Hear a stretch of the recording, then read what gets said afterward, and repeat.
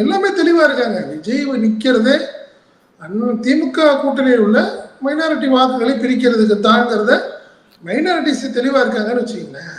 அவங்க ஈஸியாலாம் விஜய்க்கு போய் ஈல்டாயிட மாட்டாங்க.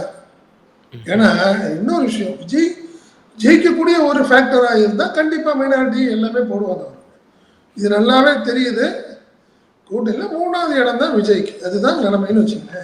இப்படி ஒரு சூழ்நிலையில எப்படி அவங்க வாக்குகள் மைனாரிட்டி வாக்குகள் எல்லாம் வாங்க போறப்ப தானே இந்த கணிப்பிலேயே பார்த்தீங்கன்னா, ஏன் திமுகவை வீக்கா காட்டுறீங்க? மைனாரிட்டி வாக்குகள் அங்கிட்டு போயிடும். ஸோ அதனால திமுக வாக்குகள் மட்டும் திமுக உழுவுறதுனால தான் திமுக 105 அப்படிங்கிற ஒரு சூழ்நிலைக்கு போகுது. அதிமுக 90+க்கான காரணம் என்ன? நம்ம அதிமுக இந்த நேரமும் பிரிஞ்சு கிடக்கு. கடந்த தேர்தலோட பாக்குறப்ப இந்த தேர்தலில் பிரிஞ்சு கிடக்கு. பிஜேபி பேட்டர்லயும் பாத்தீங்கன்னா அண்ணாமலை தனியா இருக்காரு, சரியா இல்ல, சிங்க் ஆகல. இதெல்லாம் பாக்குறப்பையும் 90 சீட்டு வருது அப்படிங்கிற காரணங்களை சொல்லணும்ல.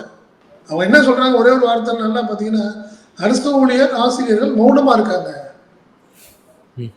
அவங்க பெருசா ரியாக்ட் பண்ணலங்கிறதையும் சொல்லிடுறீங்க. ஆனா அதிமுக ஜெயிக்குங்கிற மாதிரி சொல்றீங்க. இது எனக்கு பல சந்தேகங்களை ஏற்படுத்துது அப்படிங்கிறது தான்.